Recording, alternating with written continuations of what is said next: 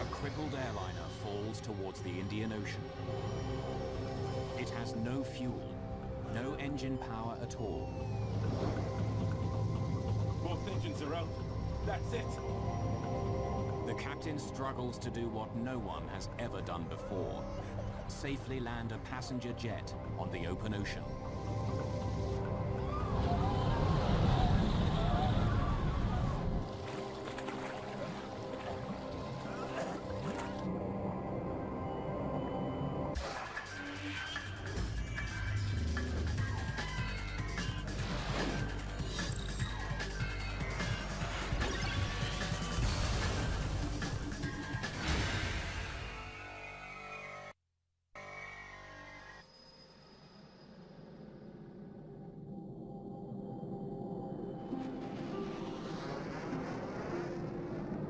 The Comoros Islands, a remote holiday playground in the Indian Ocean.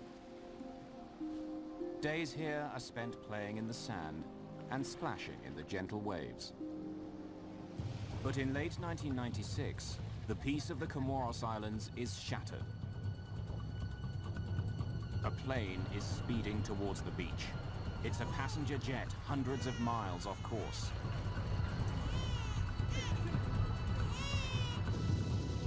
There has been no explosion, no mechanical failure, yet the jet is falling out of the sky towards the ocean.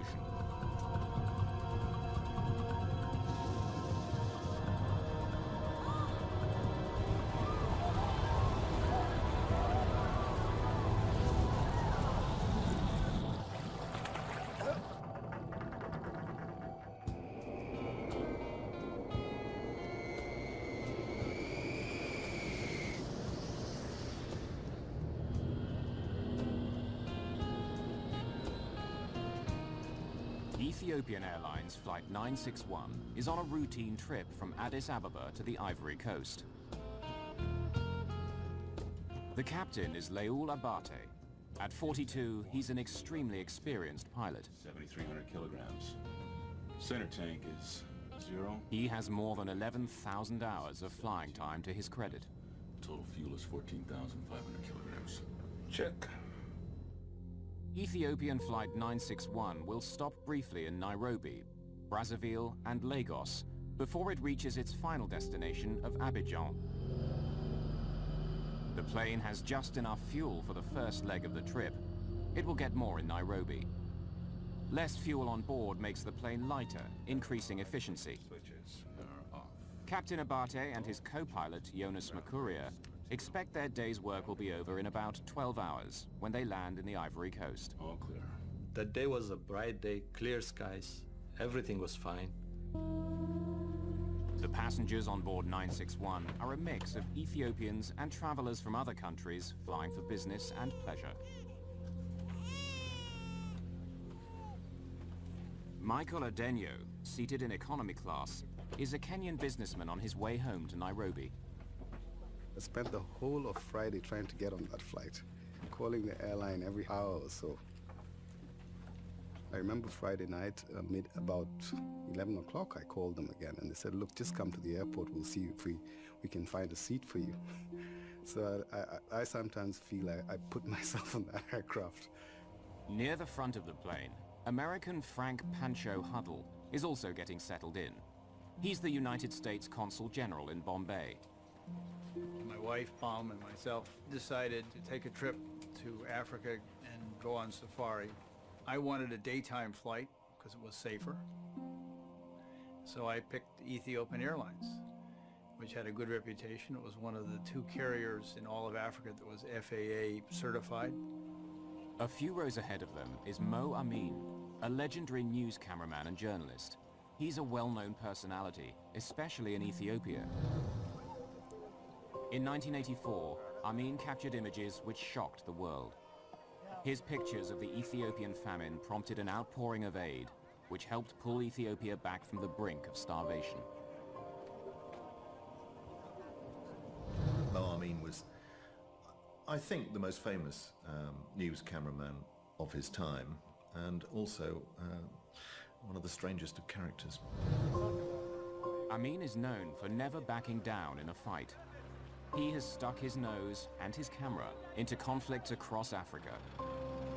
While filming in Ethiopia, he had even lost an arm in a bomb blast. Today, he's returning home to Nairobi after a brief business trip.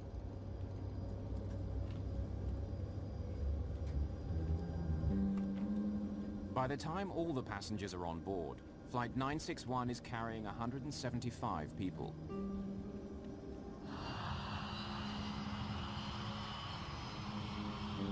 Not only is Captain Abate used to this route, but he's also very comfortable with this aircraft.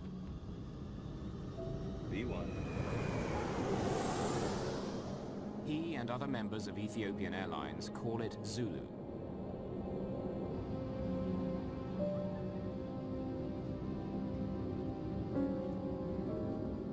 As the plane climbs into the sky, 3 Ethiopian men have settled into their seats.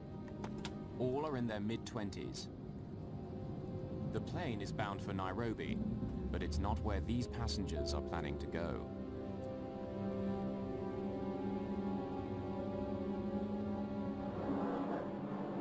We took off, everything was fine.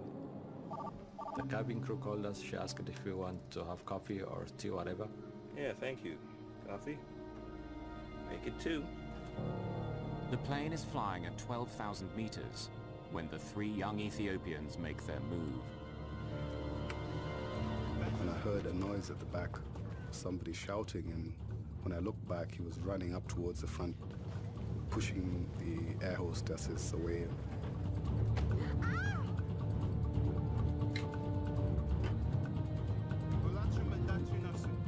There were 2 guys zipping down the plane, yelling something incomprehensible. Then a guy sort of gliding down silently came right after him, and I said, uh-oh, it's a hijacking, because they're coordinated. Initially, we sort of just looked at each other and wondered what was going on. People didn't say much immediately. There was some kind of noise in the cabin, and I heard the cockpit door slamming open, just bang. 3 men barge through the door and arm themselves with the cockpit's fire axe and fire extinguisher. Get out. Get out! There was, a little confusion up in the front as if they were, attacking the pilots. There were 3 guys, they were shouting. They came straight to the co-pilot and they started hitting him. Get up. There's 11 of us. If you don't do what we say, we'll blow this plane out of the sky. I told them, okay, don't hurt him. I'll do whatever you want. Passengers near the front of the plane are concerned, but have no idea what's going on. Captain Leol Abate is facing the hijackers alone. Unlike most pilots, though, Abate has some experience in a situation like this. He has been hijacked twice before. The first hijack was a local flight, and then 2 hijackers who had a hand grenade came into the cockpit, and they forced her to fly to Nairobi. Abate's second hijacking was just a few years later, when he was piloting a 737. The hijackers again held the hostess hostage, and they came into the cockpit. They told me it was hijacked, and they went to fly to Sweden. No one had been hurt or killed in either of those incidents. In both cases, Captain Abate had landed safely. But the turbulent political situation in the region means hijacking is an unpleasant reality. From 1990 to 1996, 10 Ethiopian Airlines planes had been hijacked. This time, though, the hijackers make a very unusual request. Fly to Australia. What? Fly us to Australia. We don't have enough fuel to get to Australia. It's too far. We can go to Nairobi, or Zanzibar, or Dar es Salaam, and then refuel, and then go to Australia. In fact, the jet took off with just 3.5 hours worth of fuel. But the hijackers don't know that. They've been reading the in-flight magazine, which tells them the maximum flying time of a 767. 11 hours. It won't take more than 10 hours to get to Australia. We don't have 10 hours of fuel. It says 11 hours. We don't carry that much fuel. We only carry what we need. They thought I was bluffing. They were convinced that the airplane was able to fly to Australia. Abate is shocked. No one else on the plane knows what the hijackers are demanding. If he does what they say, his plane will crash in the ocean. If he doesn't, they say they'll blow it out of the sky. An Ethiopian Airlines jet has been hijacked in the skies above Africa. The hijackers want to be flown to Australia. It's a 10-hour flight, but the plane took off with just 3.5 hours of fuel. The passengers have no idea what the hijackers are demanding. Word spreads of the hijacking, but not of their destination. It was as if nobody wanted to sort of rile the hijackers because they hadn't slapped people around. It wasn't a sort of a Middle Eastern style where they shoot somebody in the head to make a point, or they were basically leaving the passengers alone, provided that we didn't do anything. And that was enough for us. There's so much fuel we have. If we had fuel for 11 hours, it would say 60,000 kilograms. But we don't carry that much fuel. We only carry what we need. The hijackers seem to think that Abate is bluffing. We have a bomb! Yes. If you don't do what we tell you to, we will blow this plane out of the sky. Abate knows he's trapped. If he fights the hijackers, they may blow up his plane. If he does what they want, he'll run out of fuel. My feeling tells me that it's not a real bomb, but there is no way that I can challenge that. One of them has a fire axe. That was good enough to do serious damage. You know, if I'm not alive, everybody's not alive. That's it. I want to talk to the passengers. After about half an hour, the hijackers came on the public address system and they made an announcement that they have taken over the plane. And if anybody tried anything, they had one bomb and they were going to blow it up. The announcement is made in Amharic, French, and English. The policy at that time was we should follow the hijackers' instruction. That was before 9/11. And every action taken is to be taken on ground, not in flight. Pilots are trained to fly, not to fight. We were following sort of the standard script, as it were, for passengers, which was to stay out of it, keep quiet, keep cool, let them sort it out, get the plane on the ground. Some people said, oh, maybe we'll go to Sudan, land there, negotiate, and maybe they'll release us after that, or if not, move on to some other place. But it was all speculation.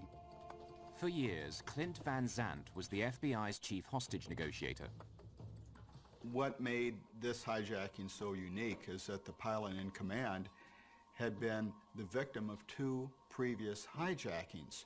His success rate was 100%. He probably had a predisposition to, this will end like the other 2 did. I'll be able to get it on the ground.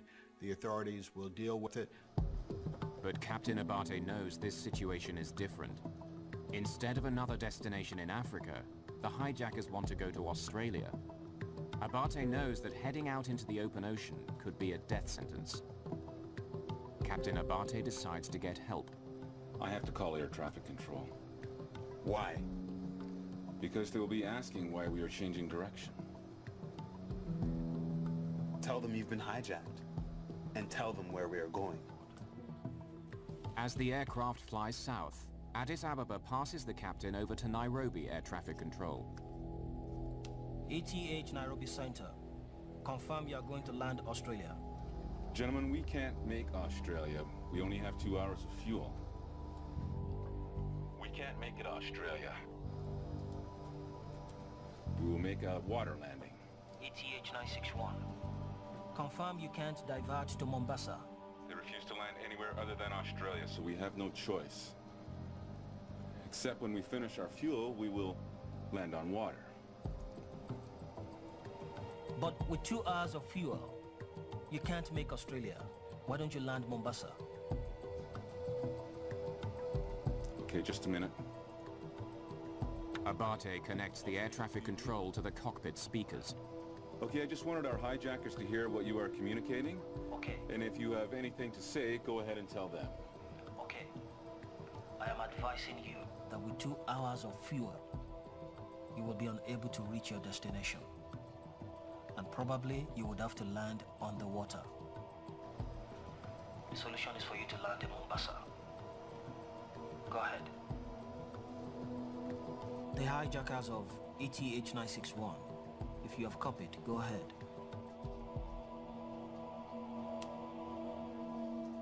Waiting to talk, stand by. Do you want to talk to them? Okay, they say they don't want to talk. They're not willing to negotiate on any terms. Confirm they are ready to land in the ocean and drown. Do you have another alternate aerodrome? Please advise. I have no alternate aerodrome. Sir, I'm in a very tight corner. Enough talk. We will not negotiate. That's bull. That's bull. They said follow our instruction. If you don't, we'll blow the airplane up. That's it. Ethiopian 961, Nairobi Control, do you read? There would be no further communications between the aircraft and air traffic control. An hour has passed since the beginning of the hijacking. No one knows exactly what's going on in the cockpit. For the rest of the passengers and crew, the flight has settled into an uneasy routine. We went generally south, and there was an eerie, edgy, nervous calm. Nobody's talking much. People are in their own little individual worlds. With only a fraction of the fuel needed to get to Australia, Abate decides to defy the hijackers. Without their knowledge, he continues south instead of east towards Australia. I started following the African coastline because in case anything happens, we'll have a place to ditch or land safely because most of the cities are by the coastline. But with a glance out of the window, the hijackers suddenly realize they've been tricked. I still see land. Turn the plane. Now Captain Abate has no choice. He turns his plane east over the open ocean.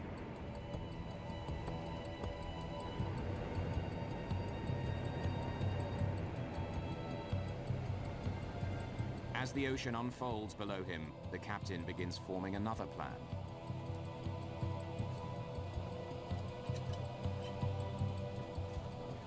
I had no chart nearby because it was on the co-pilot side.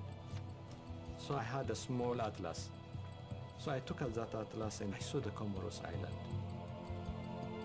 Nestled between the African continent and the island of Madagascar is their only hope, the Comoros Islands. A remote holiday playground in the Indian Ocean. I had no idea what that place was. I never heard of the word Comoros before. I just headed towards it. It was a guess. The Comoros Islands are his last chance to land safely. Suddenly, an alarm breaks the tense silence in the cockpit. It's a warning that the plane has less than 30 minutes of fuel left. I need to tell the passengers. There's no need. You know what I'm going to tell them? It's out of my control. The aircraft is going to crash. You wanna die? We're going to die anyway. So, shall we kill you? Please. At least let us attempt a controlled landing. I will die along with him. I will show him that I have guts. It's finished. We will die together. With almost no fuel, Abate decides to make his stand. We came over the island. By then fuel was running out. I decided no, we should not go any further than this one. And I started circling that area. But how can he convince the hijackers to let him land? He'll have to find an answer soon, or Flight 961 will crash into the sea. They took whiskey from the duty-free, and they wanted me to drink actually, but I refused. Once again, alarms sound. One engine is now completely out of fuel. It's shutting down. Captain Abate is quickly running out of time. With the airplane being at 39,000 feet in cruise flight, the airplane is not going to run out of gas with each engine simultaneously. There'll probably be a bit of a lag, which in this case there was. The right engine stopped functioning first. First thing I noticed, the engines sound different. Because there's only one engine running. It had a much deeper sound. Abate follows standard emergency procedures. He starts the APU, or Auxiliary Power Unit. It's a generator that can supply extra electrical power when one engine is lost. Most of the passengers don't know how serious the situation is. But Captain Abate knows the plane is in grave danger. I lost the engine at 39,000 feet. I cannot keep on flying at 39,000 feet with engine failure. With thrust from only one engine, the aircraft immediately slows down. At a lower speed, the wings don't provide as much lift. The plane continues to descend. Even with only one engine, and despite the drop in altitude, the tiny Comoros Islands are still within reach of the crippled airliner. There is an airport at the capital, Moroni. If he can convince the hijackers, Abate could land there. It's gone down 1,000.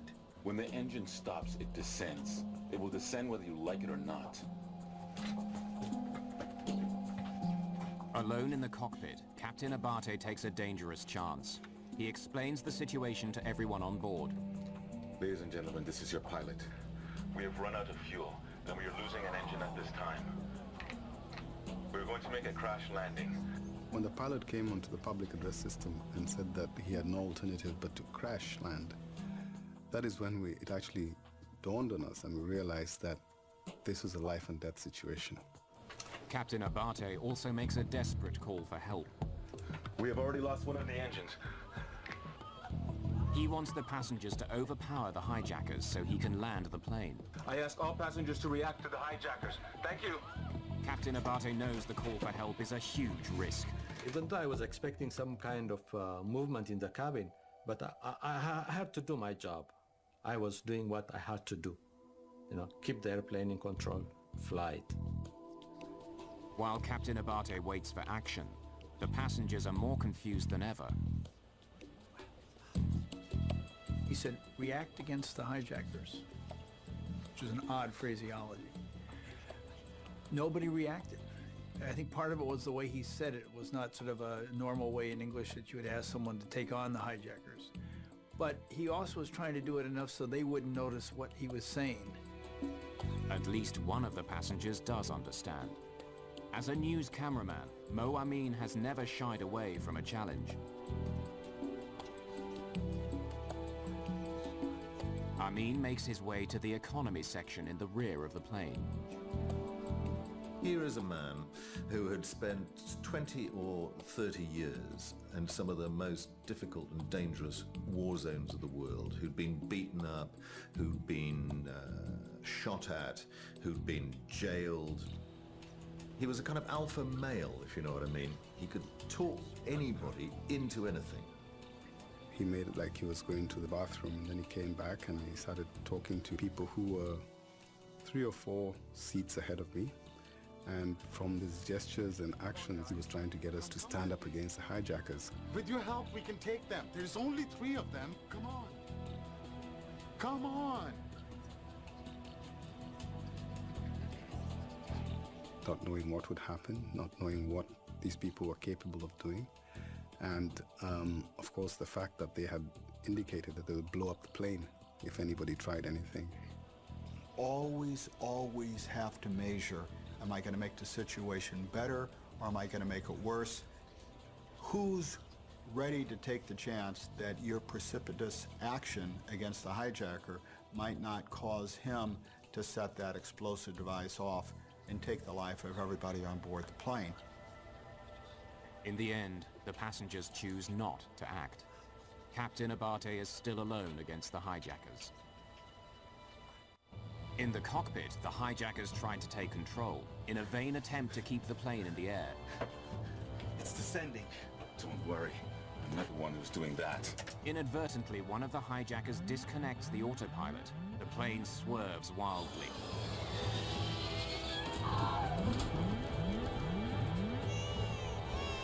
Don't move! Listen! I am not applying any motion. The aircraft is doing it by itself. He was trying to fly the airplane, he was trying to disconnect the autopilot, all sorts of things. It's all over. We will drop in the ocean. 31?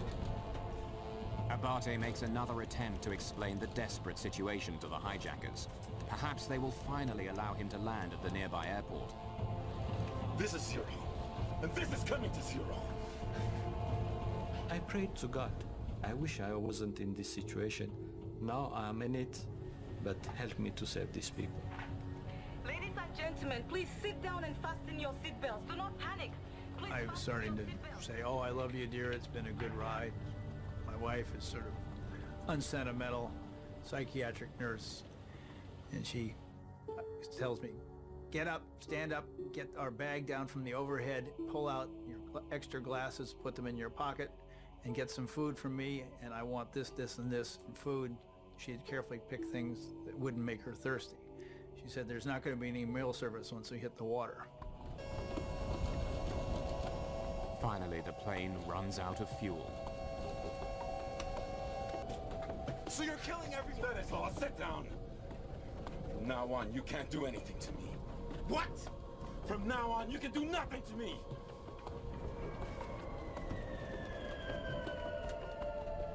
The other engine stopped, and it sort of went quiet.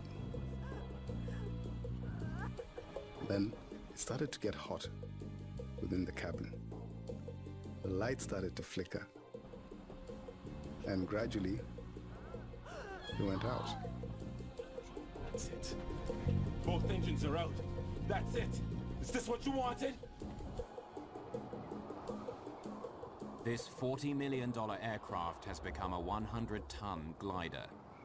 The plane is out of fuel, and Abate is out of options. A crash landing in the sea is all but inevitable. Both engines are out. That's it. Is this what you wanted?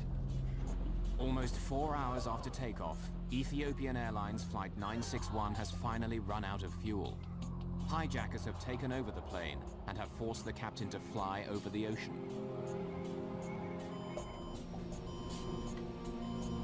The loss of engine power starts rippling through the plane. As well as driving the jet through the skies, the engines supply power to most of the electrical and hydraulic systems. Without the engines, the computer screens, automatic pilot, and many other functions of the plane stop working.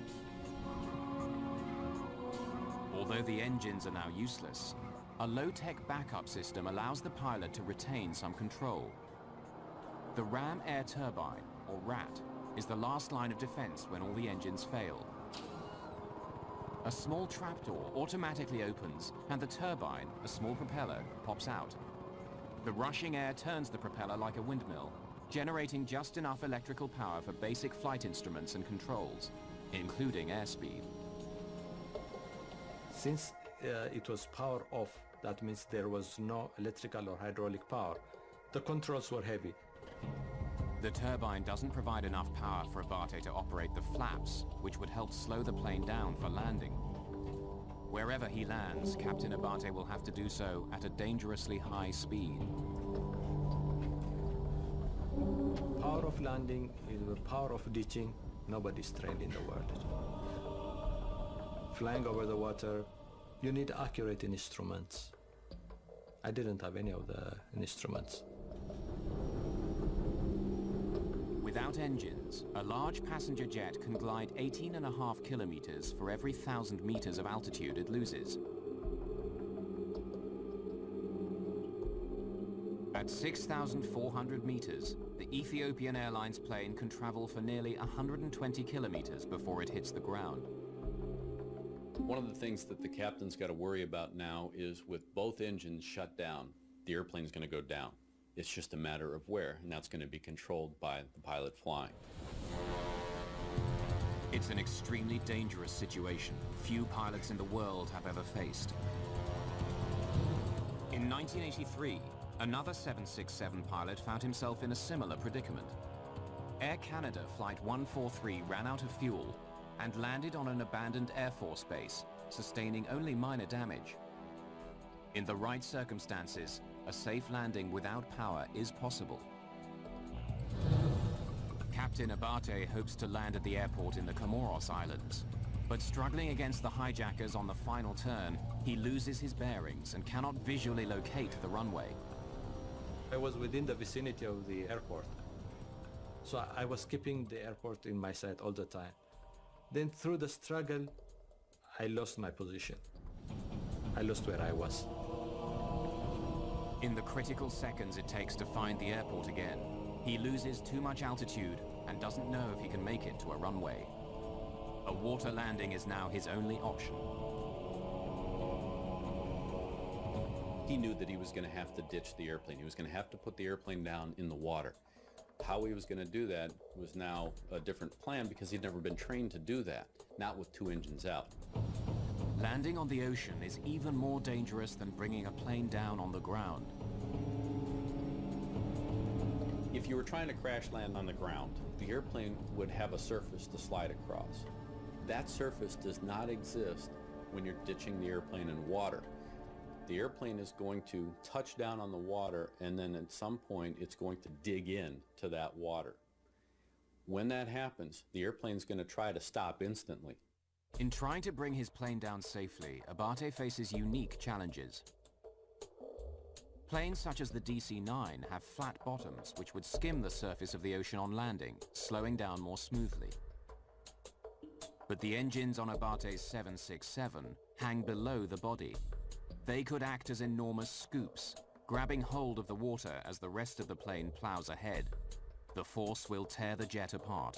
It was getting hotter and hotter, so we started to sweat because I guess the air conditioning system was not working since there was no power. And that's when people started to scream, started to panic, looking for life jackets, praying to Jesus, praying to Allah.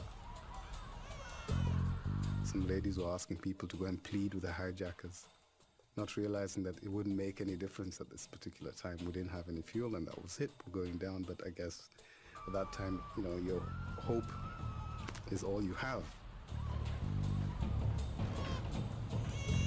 Descending fairly rapidly. The plane is lurching wildly a couple of times. They're fighting up in the cockpit for the controls. It's my responsibility. The passengers must know what's going on. Descend and increase the speed. It doesn't make any difference. Please. All the same, we're going to die.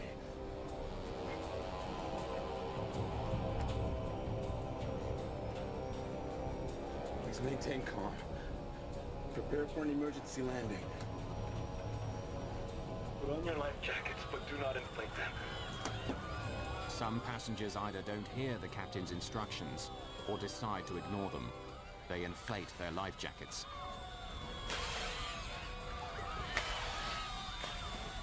I heard a pop, pop, pop, pop, pop, pop, pop back in the tourist class. And everybody panicked and inflated their life jackets. I actually got up on my seat and told people don't inflate your life jackets inside the plane. At the front of the plane, Mo Amin tries a last-ditch attempt to negotiate with the hijackers. No! Sit down! Mo had a desire to dominate every situation he was in. In a situation like that, it would be Mo talking to the hijackers. He would be negotiating with the hijackers. He would be, I'm sure, trying to get the other passengers to face these guys down. But Amin's efforts have no effect. The hijackers are determined to let the aircraft crash. Then, for the first time since the hijacking began, Captain Abate gets some help.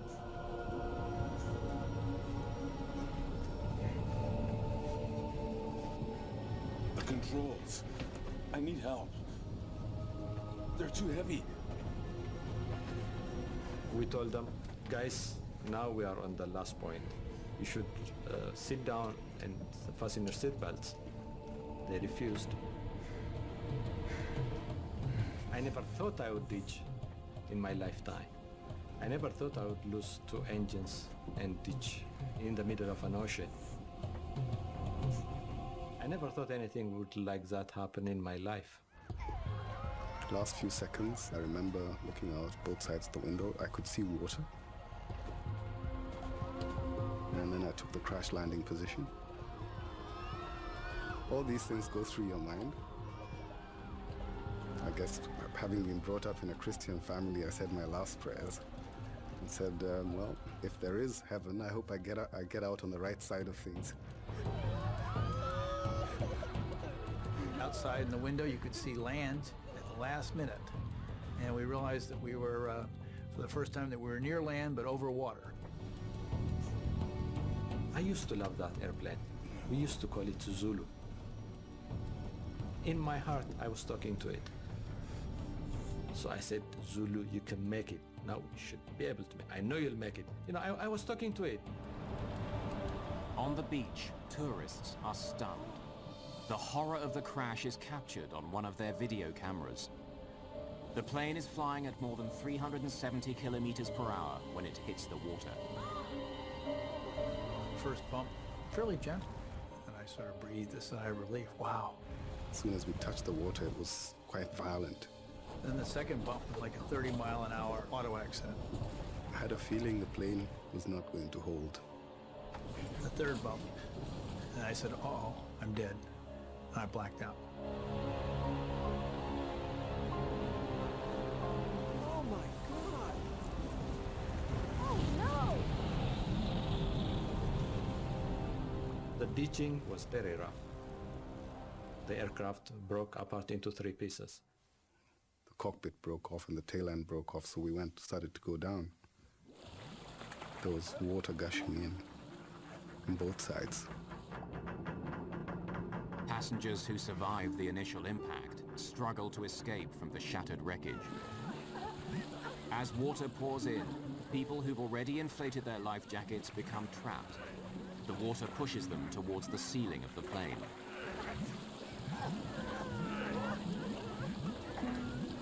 In that kind of panic, people do all sorts of things that maybe are not rational.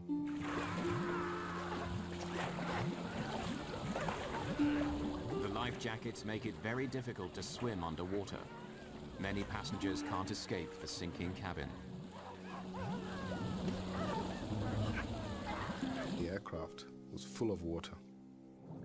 I have no fear of water, having done competitive swimming in school. And I went for my seatbelt, and I couldn't find it buckled. So I moved my hand down to my knee and found it, pulled it open, and I pushed out. And I looked at the back of the aircraft.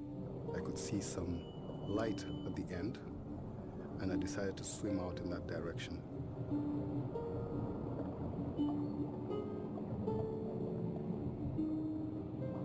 As I swam out, one of the passengers trying to get out of the seat grabbed my leg. I said to myself, oh my God, this can cause me to drown.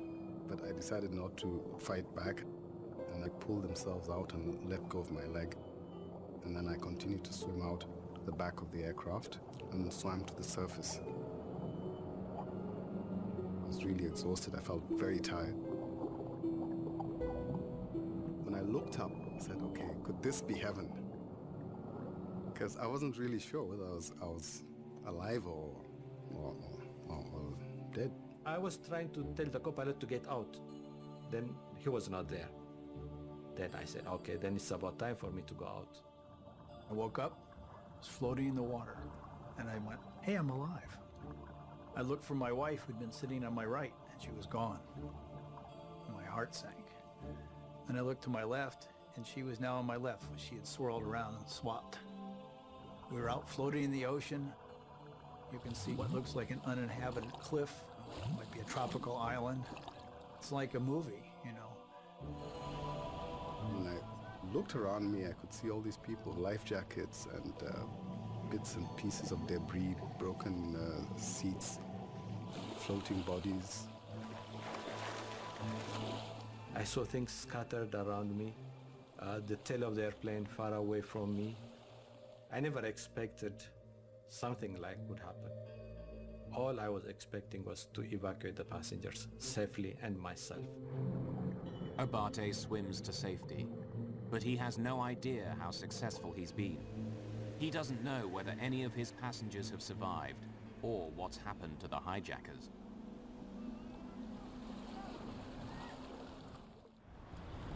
After a 4-hour struggle with hijackers, Captain Leul Abate crash lands his passenger jet in the Indian Ocean near the Comoros Islands. Oh my God! His plane is shattered, but his skill may have saved the lives of many on board. For those who survived the crash, Abate's decision to ditch the plane near the shore means that although the airliner breaks into pieces, it doesn't sink very far. Fortunately, the water was very shallow. In some cases, people were able to get out. Locals and tourists swarm out to the downed aircraft. A group of scuba divers, who narrowly missed being hit by the aircraft, help with the rescue effort. In an amazing stroke of good luck, some French doctors are staying at the resort. They offer immediate medical assistance. In the end, of the 175 people on board the plane, 50 survive. Without the actions of Abate, many more could have died. Without power and unable to use his flaps, Captain Abate lands at 370 kilometers per hour, over 100 kilometers per hour above the normal landing speed of a 767. Once the captain made the decision that he had to ditch, the best thing that he could do was keep the airplane as close to land as possible. Abate also tried to make the landing as smooth as possible. At the last moment, he turned the jet, hoping to land parallel to the waves instead of crashing into them. As soon as the plane hit the water, it was ripped out of Abate's control. The airplane touched down left wing low, so the left wing actually grabbed the water. The 767's massive, low-slung engine dug into the water, spinning the plane around. The airplane would have wanted to turn around that left wing or cartwheel.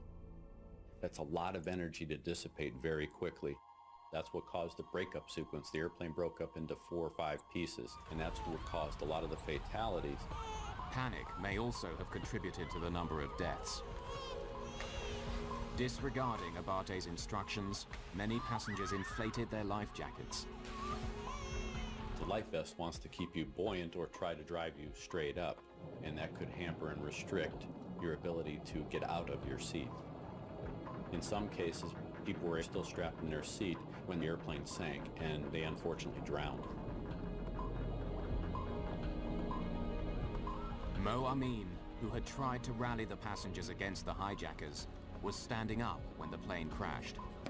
He was probably thrown against a bulkhead when the plane crashed, dying instantly.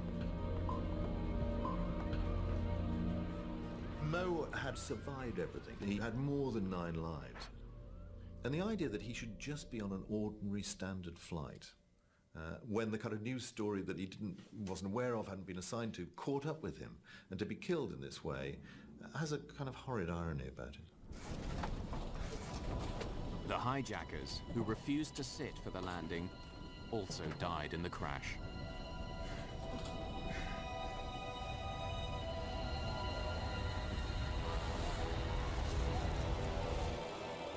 In the days after the disaster, other pieces of the puzzle became clearer.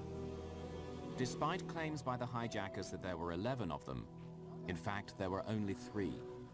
But who were these desperate men, and what were their motives? They were imprisoned, thrown in jail, persecuted and tortured by the government. They didn't specify which government, at least to the best of my understanding, and that they had escaped from jail and that they were going to make history. They said they have friends in Australia and they want to get united with them. They wanted to go into a second country where they get the refugee status and have a better living. Before 9/11, it was remarkably easy for hijackers to gain access to pilots. If you don't do what we say, we'll blow this plane out of the sky. Despite numerous hijackings over the previous 2 decades, most airlines made no attempt to secure the cockpit. Do you want to die? We're gonna die anyway. So, shall we kill you? The hijackers of Flight 961 were never linked to any terrorist group or political organization. Whatever their reasons, their crime demonstrated the great danger posed by a hijacker who places no value on his own life. We will die together. For years, there were people in security saying we have to strengthen that cockpit door. We have to be able to exclude anyone from coming through that door and getting control of that aircraft, whatever the reason. Whether the airlines didn't want to spend the money, they didn't see it as a threat. It didn't happen. After 9/11, every aircraft now has done that carries passengers, that has that capability of being hijacked.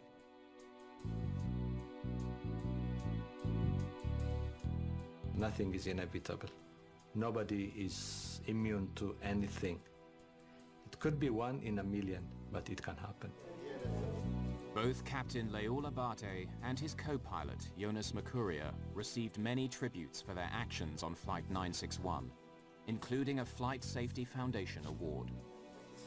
I said, it's good that I am alive, and the world has understood what I had gone through. Despite their ordeal, both Captain Abate and his co-pilot Mercuria continue to work for Ethiopian Airlines.